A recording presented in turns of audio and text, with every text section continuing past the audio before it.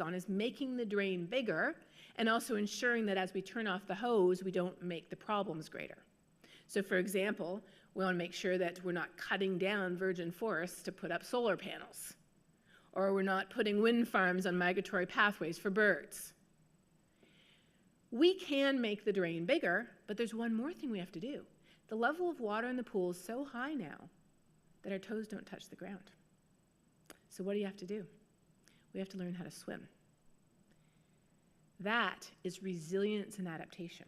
Learning how to swim, learning how to not only survive, but thrive in a warmer world. So let me give you a couple of examples to dig down just one level deeper. When people talk about turning off the hose, they often say clean energy.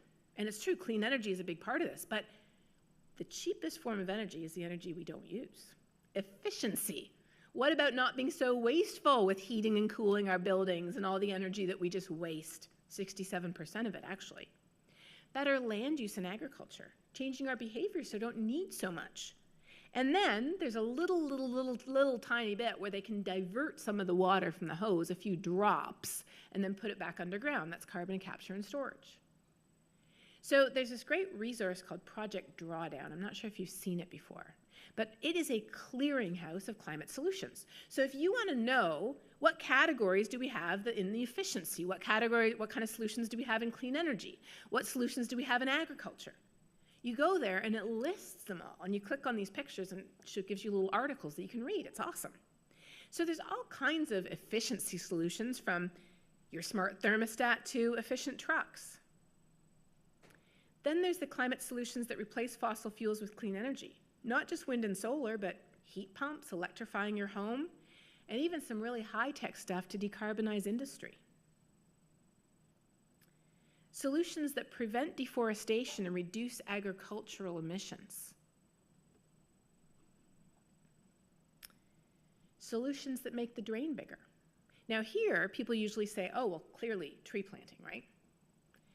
Tree planting is number 3 on the list. Why is that? Because the first most important thing we need to do is protect what we already have. Then we need to restore what we have that's become degraded or under stress, then regenerate what we don't have anymore. That's where the planting comes in. But then there's also climate-smart agriculture, turning our agriculture from a source into a sink of carbon and fertilizing our crops by doing so through regenerative ag practices like no-till agriculture and cover crops.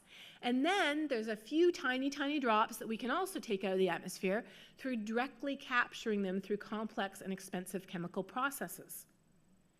What do we need? We need it all. There is no silver bullet.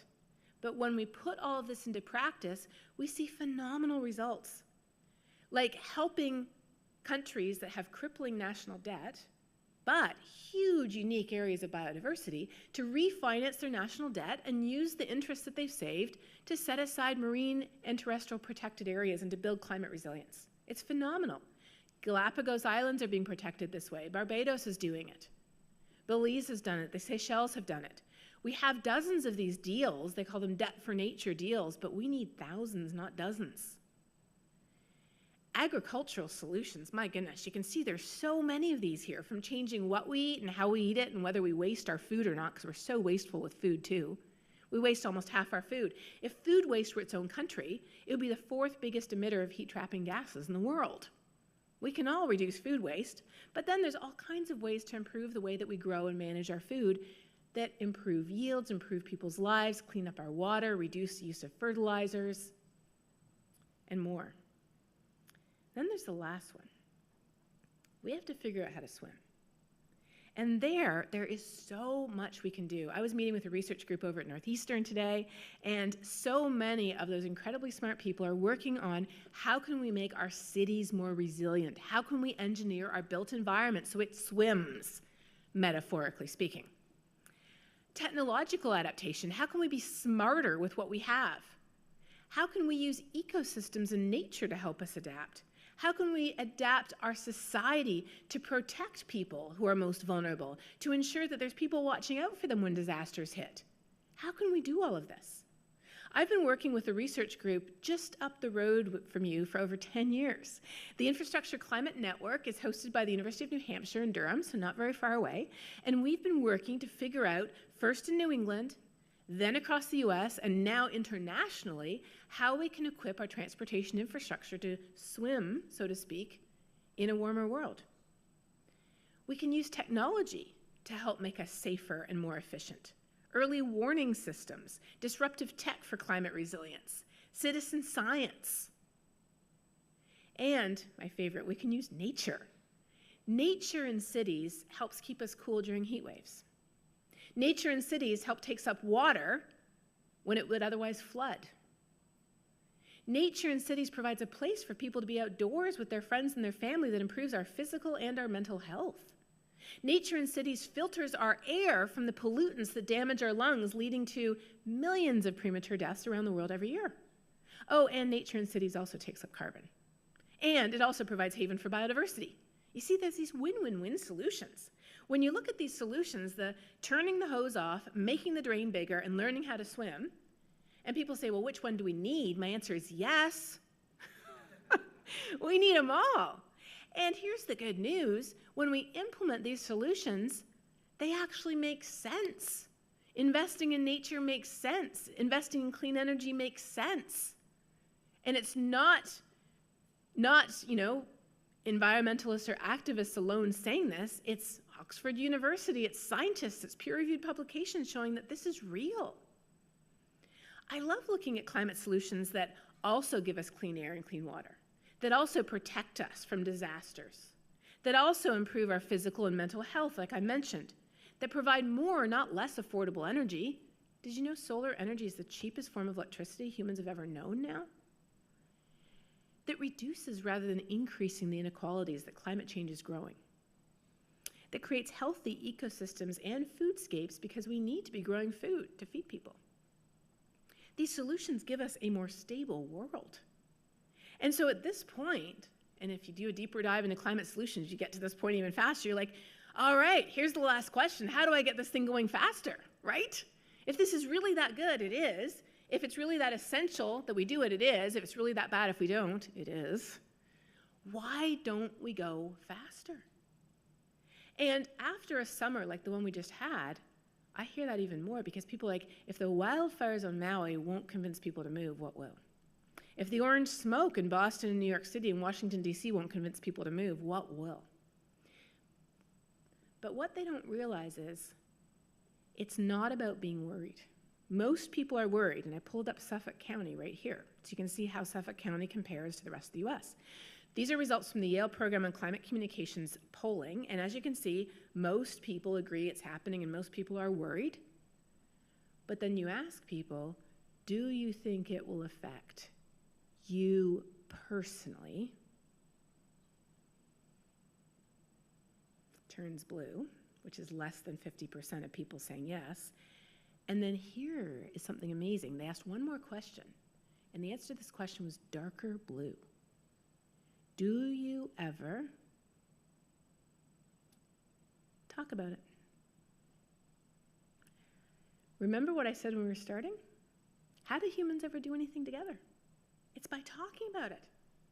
And I'm not talking about dumping the science on people or the polar bears or the ice sheets, unless you are a polar bear living on an ice sheet, in which case, yes. I'm talking about here and now. I'm talking about the people and places and things you love. If you're a hockey fan, talk about how there's no backyard outdoor hockey anymore. If you're not a hockey fan, don't talk about that. Talk about the air pollution and how it was so bad from the wildfire smoke you couldn't let your kids outside to play. Okay, you don't have kids. What if you're a diver? Talk about how the corals are being bleached by the record warm ocean temperatures and we're losing that incredible nursery of the biodiversity of life in the ocean. Whoever you are, there is something that you care about that is already being affected by climate change, I guarantee you. I have started conversations on climate change, not just over the fact that I'm a mother and a scientist, that I love snow, that I live in Texas, but the fact that I knit, or that I like wine or chocolate, or I like beach vacations. You can start anywhere as long as it's directly connected to people's hearts, and don't stop there. you have to connect it to what we can do about it. Because the goal of the conversation is not to beat people upside the head with all your data and facts. The goal is to bring them in and listen to what they care about and see that whoever they are is already the perfect person to care. Exactly who they are with their set of cares, loves, worries, priorities, and concerns, they're the perfect person to care because of who they are. You don't have to make everyone a hockey player, a parent, or a diver to care about climate change. You just have to figure out what they already have and connect that to how climate change is affecting it. But don't stop there. You also have to help them see that they can make a difference. You have to connect, the way I think about it is this. You have to connect the head, all the information we know, to the heart, why we care, to the hands, what we can do about it. That is the magic formula for turning that 70% worried, 8% activated into 70% activated and more. We often picture climate change like a giant boulder with only one or two hands on it. And if I add mine, it won't make a difference. But when we talk about all of the organizations, all of the people, all of the schools, all of the cities, all of the churches, all of the Boy Scout and Girl Scout troops, all of the Rotary clubs, all of the people whose hands are on that giant boulder, we realize that it is already rolling down the hill in the right direction. And if I add my hand and if I use my voice to encourage others to add their hand, it will go faster. So when I ask people how they feel about climate change and I get these answers, and when I explain to them what I talk about in my TED Talk and what I talk about in my book, Saving Us, and what I've talked about with you a little bit here tonight, which is that we truly do have the power to change our future, I ask them the same question at the end. Exact same question.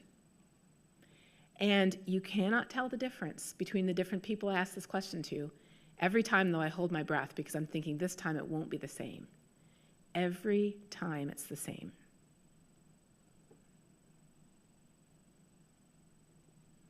When we understand not only why climate change matters to us, the heart, but what we can do about it, we feel motivated, hopeful, better, a bit better. Some people might feel not really better because it takes a while to sink in. It's not like a 30-minute turnaround here, right? But the important point here is it is about doing something. I love ambitious. I love empowered. I love challenged too and energized.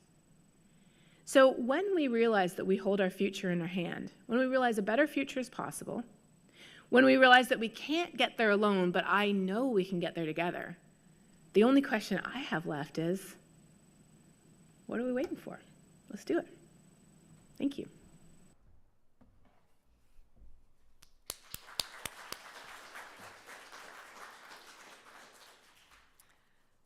Dr. Hayhoe, thank you for the inspiring lecture and joining us. And I want to thank the classes and students who have submitted questions.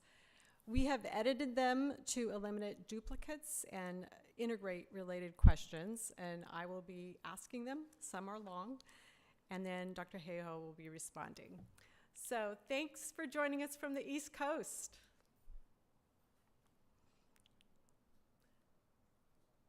Katharine, I'm going to ask my first question. Do we have audio there?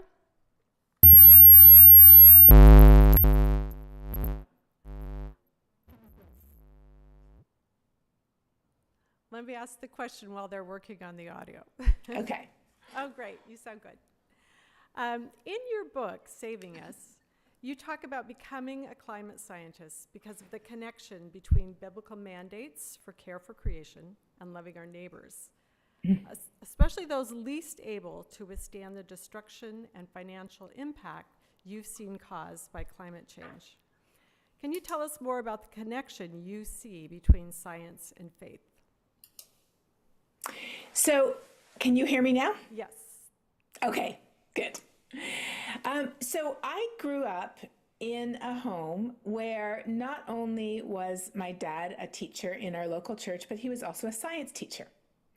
And I grew up with the idea that should make sense to all of us, but for some reason it doesn't, that if we truly believe that the Bible is God's inspired word and that creation, this incredible universe that we live in, is God's expressed word, then how could the two possibly be in conflict with each other?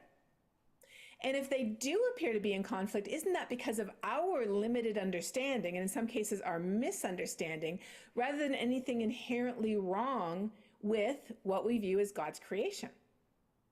So I never saw a conflict between science and faith, but I was planning to be an astrophysicist. That's what my undergraduate degree is in. That's what my first few scientific studies are actually in. But before I finished my undergraduate degree, and I was already working on the telescope, I was already, taking observations and analyzing them. I was already looking at where I would go next. Before I finished my undergraduate degree, I needed an extra class, an extra breadth requirement. It couldn't be in my major. And I looked around and there was a brand new class on climate change over in the geography department. I thought, well, that looks interesting. Why not take it? Now, I had, grown up, I learned about climate change and air pollution and the loss and deforestation in high school, but I thought of those issues as environmental issues that environmentalists work on and environmentalists will fix, and we watch their documentaries and we support their efforts. When I took that class, I was very surprised to learn, first of all, that climate science is the same science that I've been learning in my physics and astronomy classes.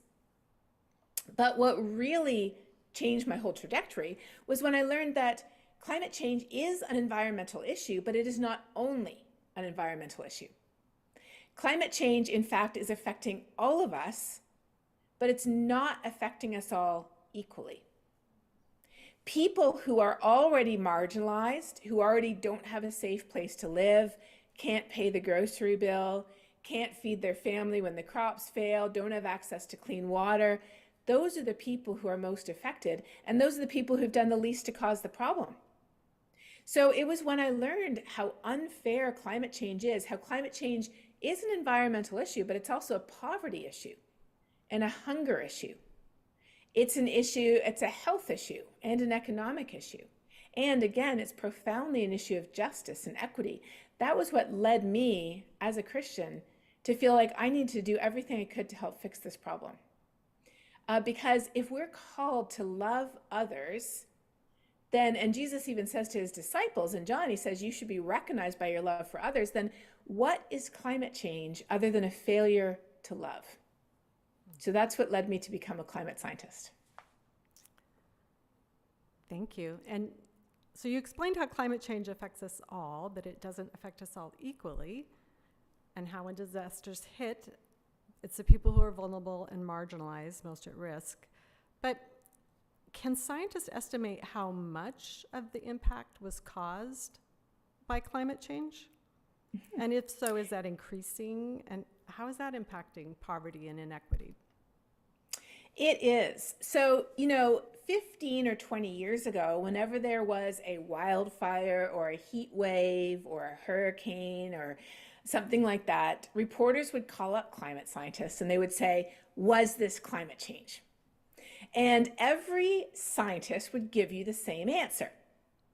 We would say, well, we cannot attribute any single event to climate change. We know that over climate timescales of 10 to 20 years, the average statistics of this event are changing. So for example, we know that wildfire is burning more area. We know that hurricanes are getting stronger. We know that heat waves are getting more frequent. But one of the biggest scientific advances of the last 10 years has been in the field of what's called detection and attribution. Attribution means that when a disaster happens and a reporter calls up a climate scientist these days, we don't give them that answer anymore.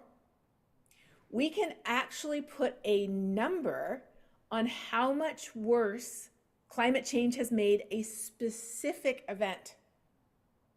And how we do that is that we have a climate model that is a second Earth. And we can run that model and look at the statistics of, would an event like this have happened without human-caused climate change? And if so, how strong or how big or how long would it have been? And when we do that for individual events, we see that, for example, the massive heat wave in June in 2021, a number of you were probably there for that heat wave, right? all through Washington State, Oregon, British Columbia. There was a huge heat wave in June 2021. And of course, it was also accompanied by massive wildfires, by a marine heat wave.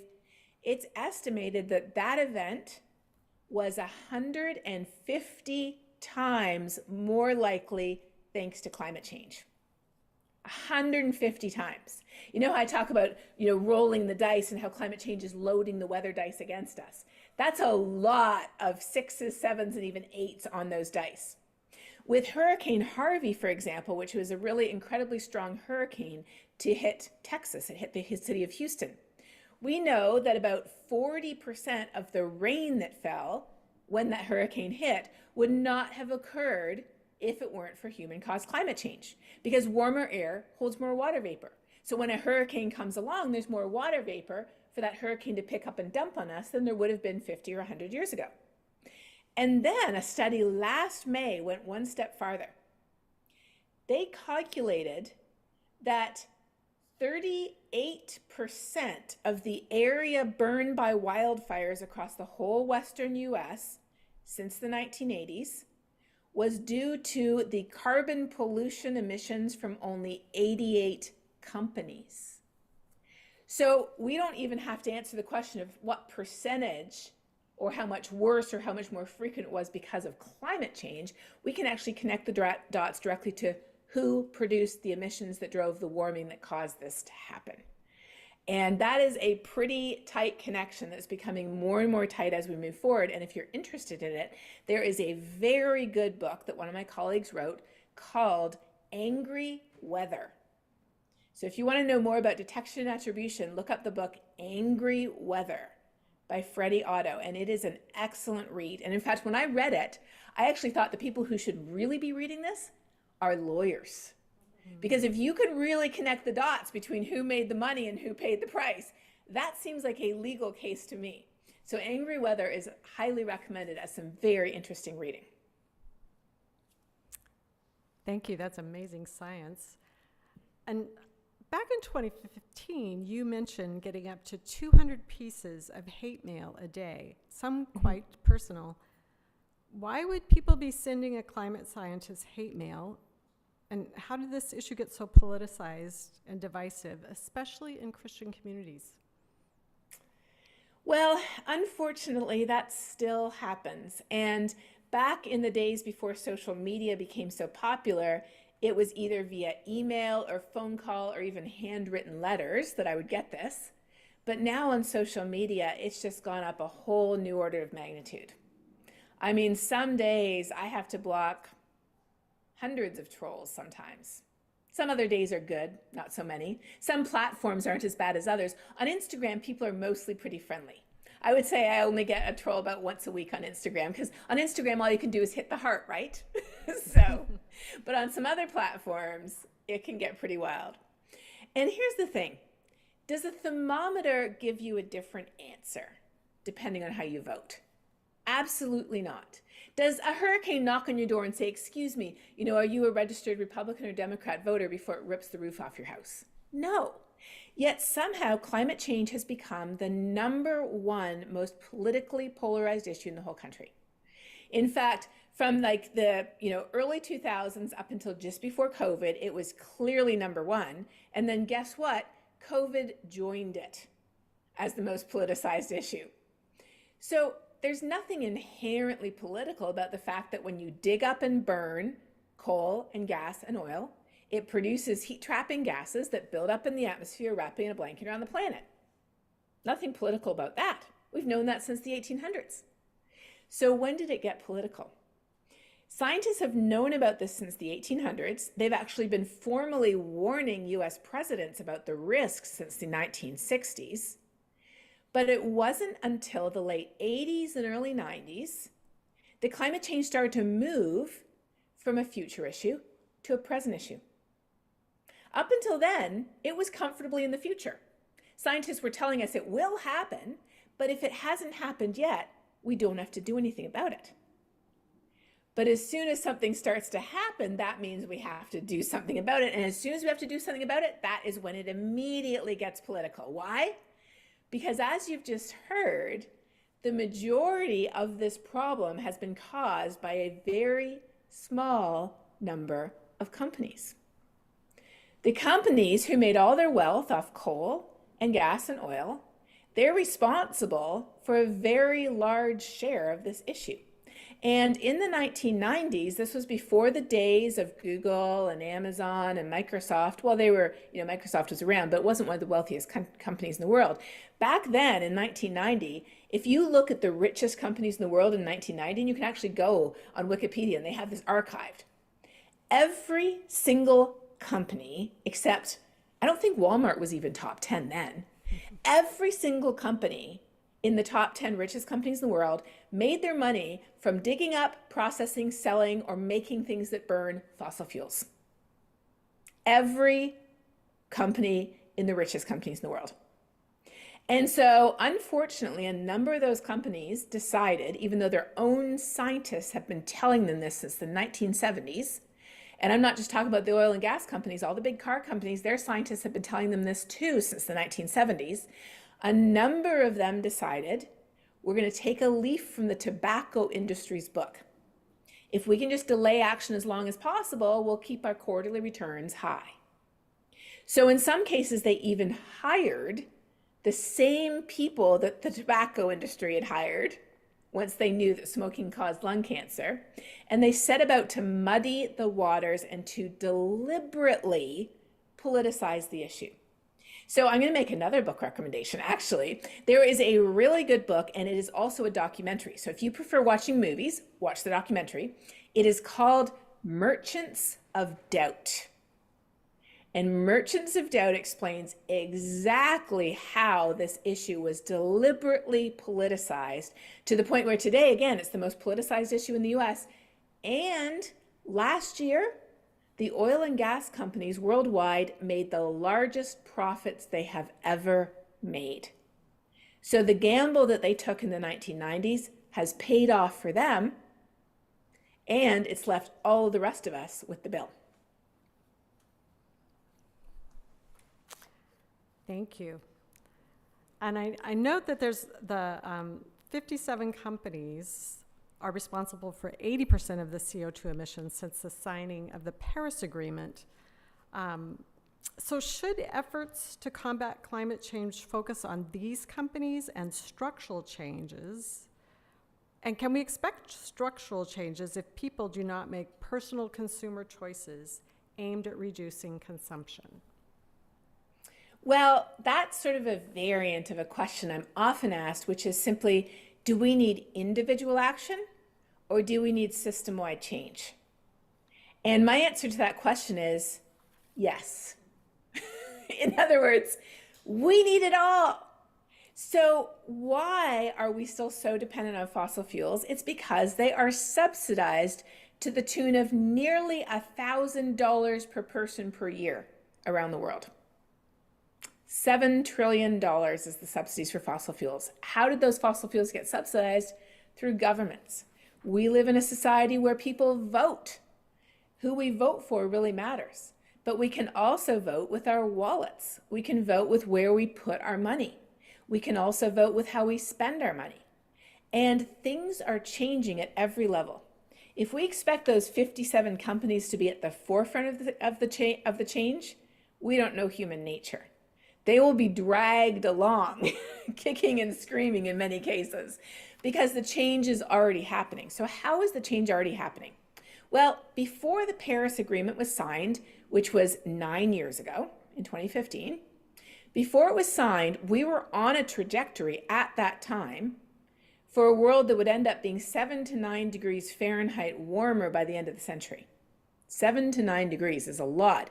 If you think of it in terms of the human body, the Earth's temperature has been as stable as that of the human body over the whole course of human civilization.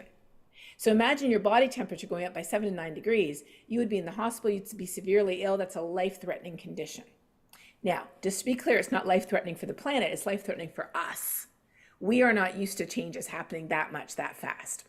And we've certainly never had 8 billion people on the planet when they happened. So that was where we were heading before the Paris Agreement.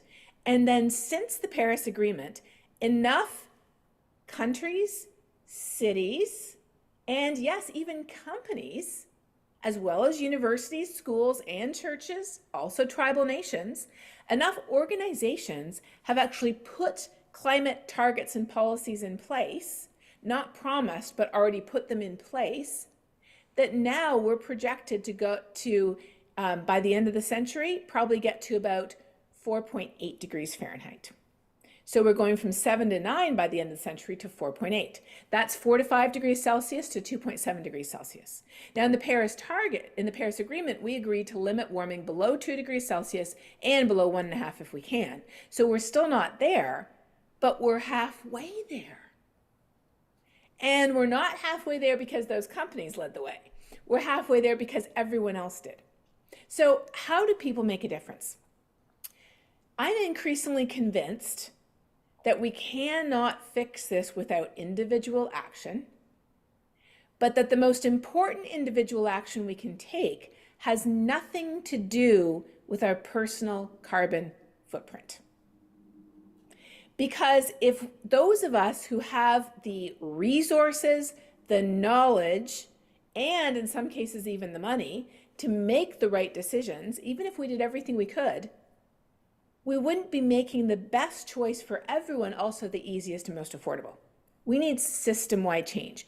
We need the default choice for everyone to get where they're going in Seattle to be public transportation because it's so cheap or free and faster than anything else.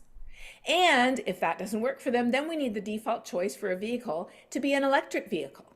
Maybe like a zip car or a rent, or, you just share the vehicle rather than having to own your own. Or if you live out in the country, we need the easiest and cheapest way for people to get around to be an electric truck, not an internal combustion truck. We need to change the no-brainer choices. The same for food, the same for how we heat and cool our homes. All of those choices, the default needs to be the best choice, not the worst choice. Right now, it's the worst choice. So how do we change that? We change that with our voice. So when people ask me now, what can I do? If you go to most of my social media accounts, any social media account where you can pin anything to the top, and I'll show you here, since we're on video. For example, if you go to my Instagram or my Threads account, you will see at the very top of my accounts, I wonder if you can see this. It's too bright. Let me see if I can make it dimmer. Yes. At the very top of my account, you will see, if you're worried about climate change and you don't know what to do, here are the top 6 things. Number 1, start a conversation that connects the head to the heart to the hands. Why does it matter to me, and what can we do about it? What is my school doing about it? What am I doing it personally? What about my family? What about the place where I work? What about my church? Number 2, join a climate action group and amplify your voice. Number 3, consider where you keep your money.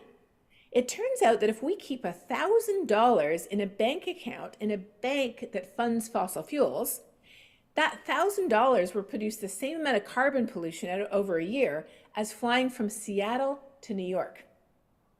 That's crazy, isn't it? Number 4, spark ideas for change at work and school.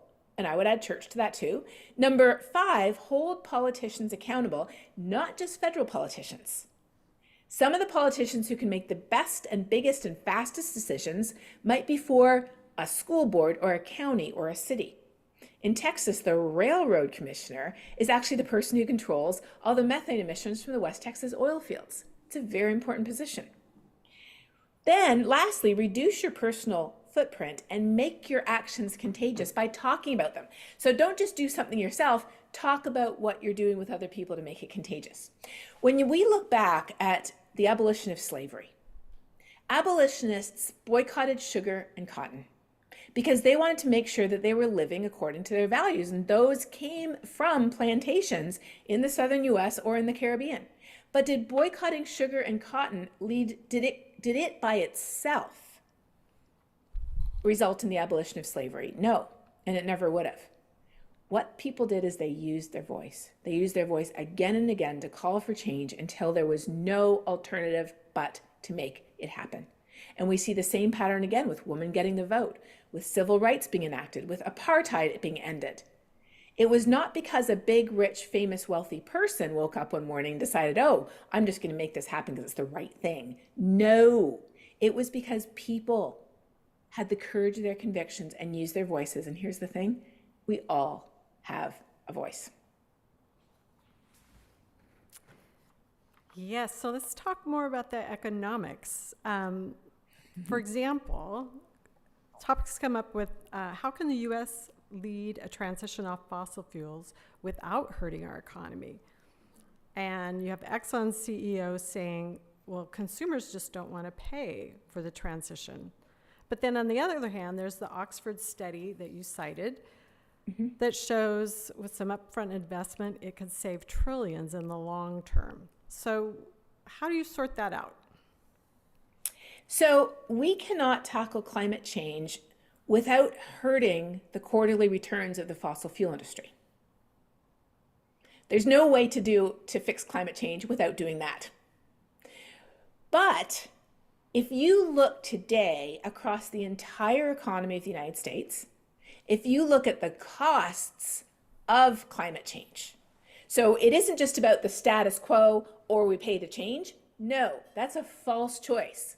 There is no status quo. It's about paying the costs of climate change or making the change.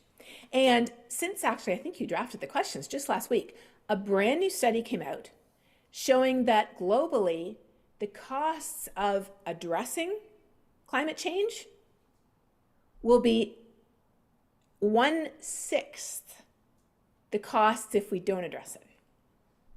In other words, we're not staying the same or changing. We're going down by a factor of 6 or we're changing. That's the choice. So when we look at the risks of inaction and the rewards of action, when we look at the fact that that Oxford study found that the faster we change, the better off we'll all be, as an economy, we will be much better off if we take the $7 trillion of fossil fuel subsidies off those fossil fuels. We use them to invest in the clean energy economy. Solar energy is already the cheapest form of electricity the world has ever known. And storage options are growing very quickly. That's one of the quickest growths in technology today. So we're already in a place where the clean energy economy is coming. We've already reached the tipping point for electric vehicles in many markets. We've reached the tipping point for renewable energy in many markets, including where I live in Texas. But we have a massive distortion in our economy that is keeping us addicted to fossil fuels because they are subsidized even though they are directly harming us. How? Let me give you a concrete example. Insurance costs. Many people's insurance costs in Texas, Louisiana, Florida, California, they've skyrocketed. I was talking to a colleague who lives in a normal-sized house in South Florida. Her insurance rates doubled last year. Our own homeowners insurance where we live in Texas just went up by 70%. I looked at why. Half of it was insurance. In California, they're not even giving insurance to some places anymore. Some very quite nice neighborhoods cannot get insurance anymore. Why? All of these are occurring because of climate change. So we are already paying the price. And when we look at how much change costs, we have to look at what the price actually is that we're already paying and we will be paying in the future. And then what are the costs of inaction and the costs of action? And what we see is there is a net financial gain for everyone except the fossil fuel industry. So is it more important to focus on limiting our energy use and resource use or finding ways to create more sustainable energy? That's another or question, and my answer to it is the same. Yes. So what do I mean by that? Well, first of all, we are very wasteful with our energy. 67% of the energy produced in the US is wasted. We could do much better through efficiency, through insulating our homes, through transporting things more efficiently. And you know what? With efficiency, it's the cheapest form of energy, the energy you don't use. So there's all kinds of ways for us to be much more efficient and to use technology to be more efficient in our energy use. But we could be as efficient as we want, and if we're still getting that energy from fossil fuels, it's still going to be producing carbon pollution. So we have to transition off fossil fuels and become more efficient, because the more efficient we are, the less additional new energy we need. So that's why, again, my answer is yes. It's good to hear we have many options. I am going to say that some people are feeling so discouraged, they're deciding not to have children because of climate change. Why is that? And what would you say to them? Well, as you saw in the recording that you watched, if you feel sad or discouraged or depressed or paralyzed or even frustrated or angry or sad about this, you're not alone. In fact, I have asked that question I shared in the video of thousands of people over the last 3 years, and 95% of the answers I get are those answers. 95%. They surveyed young people around the world, because I realize who shows up for a talk by a climate scientist is a bit of a selective group, right? So they did an open survey of young people around the world, and they found that over 80% of young people under the age of 30, so that's a pretty generous definition of young people, 80% of the people answering that survey came up with the same answers too: sad, anxious, depressed, frustrated, angry. And so if you feel that way, the first thing I want you to know is that is a logical response to what's happening. If you feel that way, it means you actually understand what's happening. The people who are like, oh, it's not so bad, oh, we'll figure out a way to fix it. No, it is very bad. And we do have a lot of the solutions that we need already, but we're not moving fast enough. So if you feel that way, it is a rational response. But what we have to realize, the next thing is, what do we do with it? Because as humans, if we sit in that feeling of, well, there's nothing I can do to make a difference, we are not built to cope with that level of anxiety long term. And so often what I'm seeing is a lot of people start to just dissociate and be like, oh, well, there's nothing I can do anyway. Like in that movie, Don't Look Up, where there's an asteroid going to hit the earth. Well, if there's nothing I can do anyway, eat, drink, be merry, for tomorrow we die. I've seen people doing that. I literally had a guy tell me, well, there's nothing we can do about it anyways. And I said, well, there's lots. And I gave him a list. He's like, oh, I'll look at that once I get back from my wine tour of South Africa. And so I was like, oh, so that's how you're dealing with your climate anxiety. And he was like, yes. And I said, well, if we all dealt with it that way, we'd really be doomed. So that's one reaction. Another reaction is, unfortunately, people actually often turn on climate scientists. I get somebody turning on me easily every day now who's really concerned about climate change, and they think that I haven't been telling them the truth about how bad it is, or they think that I'm not telling them the truth that we can fix it. Now, when I say we can fix it, do I mean we can go back to the way we were? No. It's as if we've been smoking a pack of cigarettes a day for years and even decades. We have reduced lung capacity, we have some spots in our lungs. We're not going to qualify for the Olympics anymore. That is not happening. But we don't have emphysema, we don't have lung cancer, and we're not dead.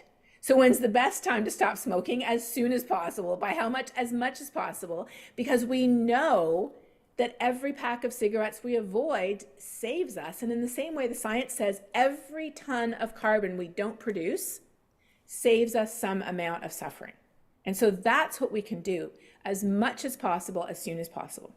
So for some people, it's very understandably scary that, and actually for some people, I should say for all of us who understand the issue, it's scary to bring a new life into this world. I remember I was talking to a minister who had just had a baby, and she said that before she had the baby, she wasn't even thinking about this, but once she had the baby, she was just like sitting there in the middle of the night bawling for hours, like, what have I done? I have this baby, and here we live in this world where it seems like everything's either on fire or melting. She was up in Alaska, which was literally on fire or melting that year.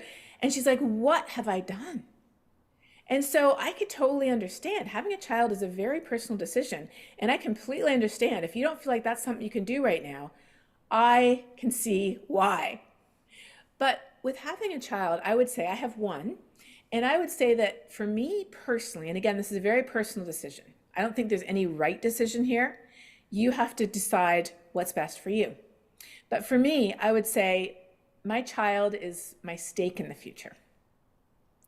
Because I have a child, I am willing to fight so much harder and be so much more determined and raise him as a good citizen who will help, who will be part of wanting a better future, of caring about other people, not just himself, of understanding what it looks like to live and to work towards this better world. So that's the decision I made. I can understand if your decision is different, but there is no right or wrong. There is just what can we do to really make a difference. And so for me, my child embodies my hope. My hope, based on the science, that if we do everything we can, I actually think a better world is possible. I'm not talking about heaven. I'm just talking about a world where the sky is blue and we don't have 9 million people dying from breathing in the air pollution from burning fossil fuels every year. I talked about how we're so wasteful with our energy. We throw away half the food we eat while people go hungry. I'm thinking of a world where we deal with our food waste so we have enough to go around. A world where energy is abundant and cheap. A world where people live in walkable communities surrounded by nature rather than concrete. These are what climate solutions look like. Climate solutions can give us something better than what we have, not the status quo of today. And so imagining that world that my child could live in is a big part of what personally gives me my hope and my determination to keep fighting. Thank you. And I want to drill in on maybe one of the toughest areas to talk about this. And this question is from a theology class. They would like specifics on how to talk to Christians who aren't concerned. For example, they may feel God will take care of it, or the world's going to burn up anyway. Well, I can give you specifics because I have a series on YouTube called Global Weirding. And one of the most watched episodes, there's about 30 episodes, is what does the Bible say about climate change? And the number one theologically sounding objection people have is, well, the world's going to end anyway, so why does it matter? And the number two objection people have is, well, if God's in control, how could this happen? So those are not tough questions at all. In fact, I would say the previous question was much harder than this one because I've been dealing with those questions for 15 years. So if you go, and there's a little video called Global Weirding, again, what does the Bible say about climate change? Let me give you the summary. First of all, let me give you the perspective, and that is climate denial in Christian circles is an American phenomenon. Outside the United States, I, growing up in Canada, as a pretty conservative, theological, and evangelical, I had never met anybody who didn't agree that climate was changing and humans were responsible. It's sort of like the grass is green, the sky is blue, climate is changing due to human activities. In the US, religion and ideology, since the beginning of the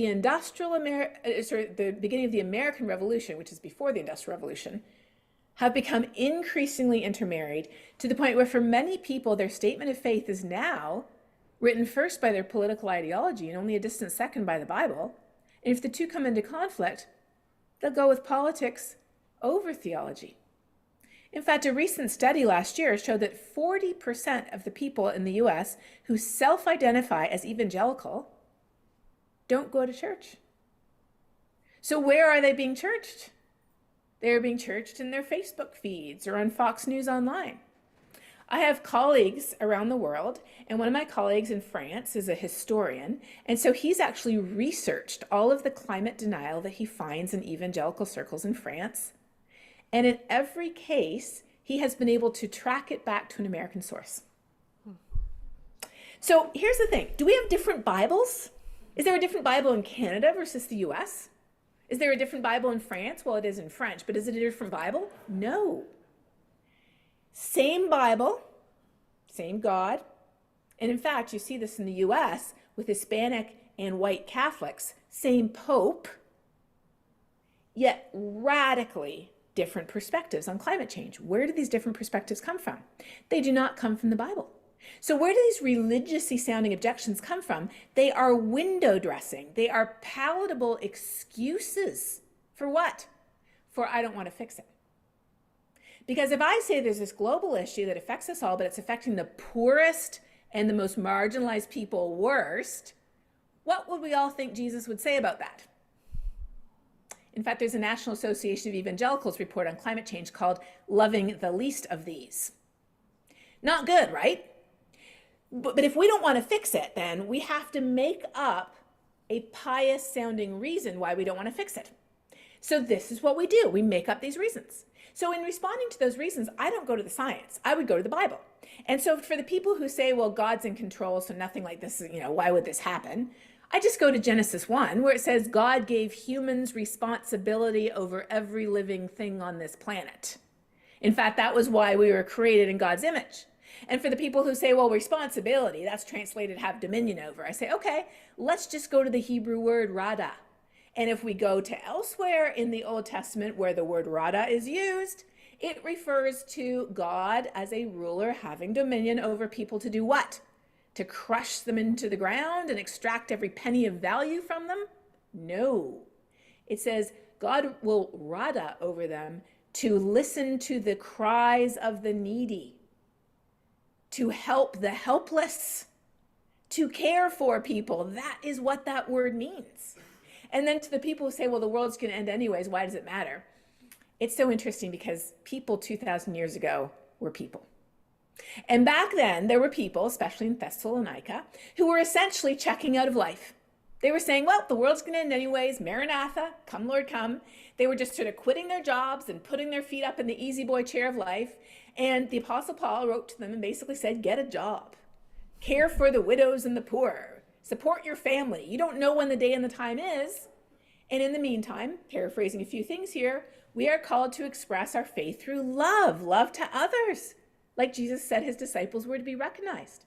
So there's no theological basis for any of this denial. It is all excuses, religiously sounding window dressing excuses to cover the real problem, which is my politics doesn't want to fix it. People have pinned their identity on, as the Bible calls it, the flesh, rather than who they are. So that's why when we do talk about these issues, as I talk about in that global weirding episode, we can address their objections on the surface, but we immediately have to pivot and address the underlying objections. And the underlying objections have nothing to do with God, sadly, and everything to do with I don't want to fix it because I'm afraid it means they would be taking away my truck, my car, my whatever, something I care about would be taken away from me.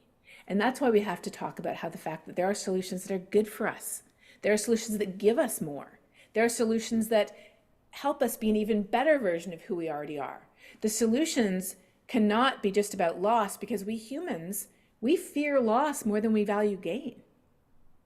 And so when we show people that there are solutions that we can benefit from, our health, our well-being, even the economy, that addresses the underlying issue and the religiously sounding excuses go away.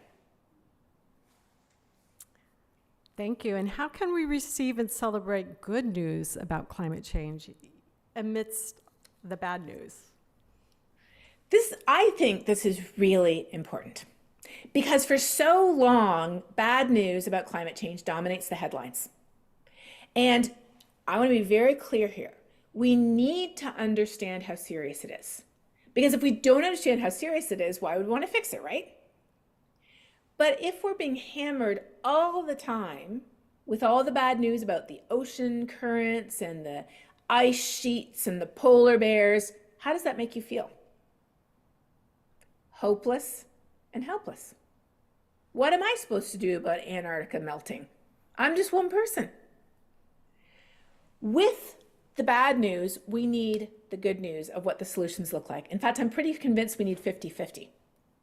And when it comes to the bad news, I'm also further convinced that we don't need to know so much about what's happening on the other side of the world to things that don't matter to us personally. We need to understand how our lives are being affected.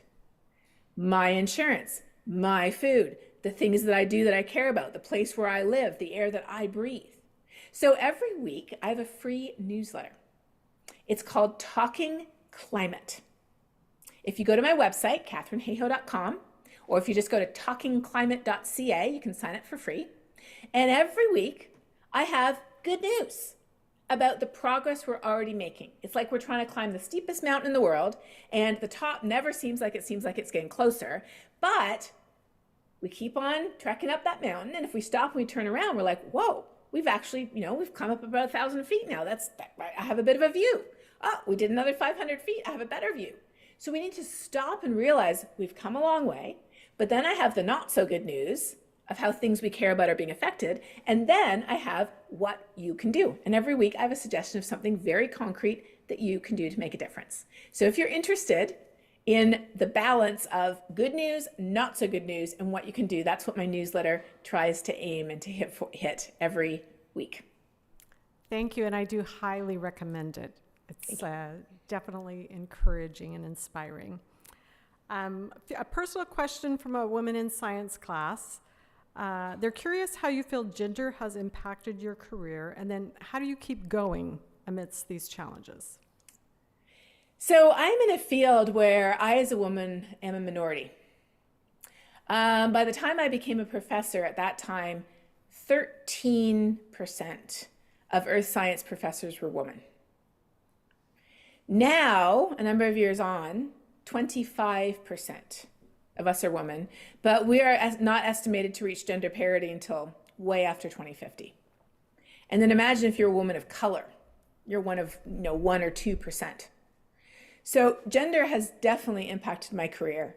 It's been, in many cases, a challenge where I felt like to be taken as seriously as men, and they even had a National Science Foundation study where they looked at this. To be taken as seriously as a man, a woman has to produce more papers, more grants. They did a study in biological sciences a number of years ago where they used the same resume and they just put a male or a female name on the top of the resume. And they found that names with a female, or resumes with a female name on them, were judged as less qualified and offered less money than if a man's name was on the same resume. So there's no question but that gender has impacted this. And it also impacts me because much of the trolling I get is gender-based. So there's a strong bias towards men rather than women, rejecting the reality of a changing climate. And I would say, I would say over 90% of the attacks I get come from men, and some of them are very sexist in terms of the slurs they use, and even as blunt in some cases as get back to the kitchen, the problems with the world, or that that woman ever left it, things like that. So gender definitely plays a role, but things are starting to change, and they're changing. Why? They're not changing again because the powerful people in charge decide to make them change, but they're changing because so many people are using their voices to advocate for change. And I've been really fortunate to be able to be part of the Earth Science Women's Network, which is a network of women supporting other women in the earth sciences. And having those relationships, having that support, having that network, having those connections, having people share their stories with you so that you realize I'm not alone, that is so, so important. Finding your people, finding your group, and I think it's true for climate action too. Find your people, find your group, realize that you're not alone. It's really hard, and in some cases even impossible, to change systems by yourself. But systems absolutely can change when we act together. And I think this is true both for gender-based discrimination, and I think it's also true for climate change. So actually those two questions really kind of go together, don't they? Yes, they do. And we have a final one. If there's one thing you want everyone to take away from this, what is it? Oh, that's a great question. So the one thing I want you to know is that to care about climate change and to advocate for climate solutions, you do not have to be a scientist. You do not have to be an environmentalist. You do not have to be a climate activist. You just have to be one thing, and that one thing is quite literally a human being living on this planet. Today's Earth Day. But really, isn't every day Earth Day? Half the oxygen we breathe comes from tiny phytoplankton in the ocean. 20% comes from kelp and other organisms in the ocean. 30%, of course, comes from vegetation on land. Where does all the water we drink come from? Where does all the food we eat come from? Everything we have comes from this planet. And what we are doing is we are putting at risk the ability of this planet to support our civilization, many of our lives, and many of the living things that share this planet with us that God told us in Genesis 1 that we have responsibility over to care for. So if you are a human being living on this planet And if whoever you're speaking with is a human being living on this planet, that means that both of you are the perfect person to care. And I would go slightly further, and I would say that if we are someone who takes the Bible seriously and believes that we are called to be recognized by our love for others, then we would be at the front of the line demanding climate action. Because what is climate change other than a failure to love? Thank you.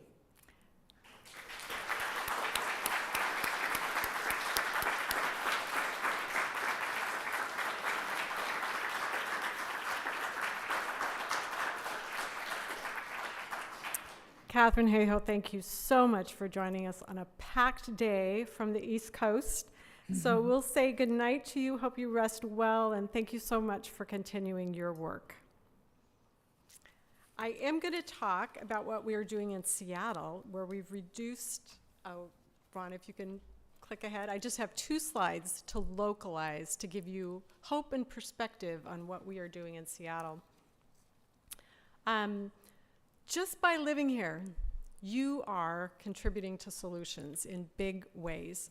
And Seattle's per person emissions have gone down 20% since 2008 by our policies and our culture. So we didn't individually have to say we were going to do that. We've just worked together as a city. And there's new things that we're doing, that a transportation electrification plan that's going to take Seattle's carbon neutral electricity and electrify our transportation so that we'll cut emissions. This isn't just the city of Seattle, it's like all of Seattle, by 60%. We're looking at building emissions, existing buildings, we're going to reduce emissions by 27%. And then we have building codes so that new buildings will not be built with fossil fuels. So living here, you're going to be reducing emissions by over 87% in the next, between now and 2050. That's a lot. That's hopeful. That's accomplishing things. And there is the question of how do we pay for this? There are upfront investments. Again, a lot of what we invest in is going to pay off in the long term.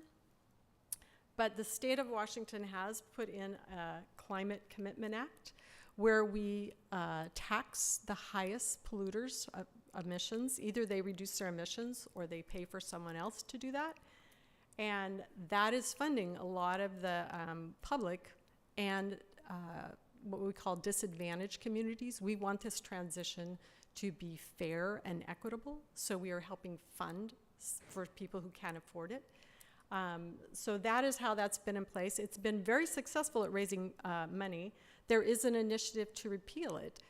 And I think that's an opportunity for you to learn and talk about as we go through this year. And there's things you can do here at SBU. We integrate sustainability into most of our coursework. We've taught ecology courses since 1938. And it's a part of our DNA. So I just want to point out, notice that Katharine's amazing career started when she took a class outside of her major. That's the kind of things that happens at a humanities college. So I need that slide, Ron. So please look around, take some coursework here. And there's also opportunities to do outdoorsy things. I know we have a class just back from Blakely this weekend. Take advantage of all those amazing things that help you love and engage with this beautiful world. And we have a sustainability club. You can click there and join or follow our Instagram. They had a countdown for Earth Week. They helped with this event, and they are putting on a lunch tomorrow in Gwynn for Earth Day, where we can all practice those food ethics. So there's a lot of great stuff going on here in Seattle, here at SPU, and thank you so much for your interest. I know that was like a fire hose of information, but we're so pleased you were able to join us tonight. And I want to give you one opportunity to do what we've been talking about, and that's turn to the people around you and talk about either what was inspiring from this lecture or how you relate to that second word map. So right now, amongst yourselves, let's talk about it. Thank you.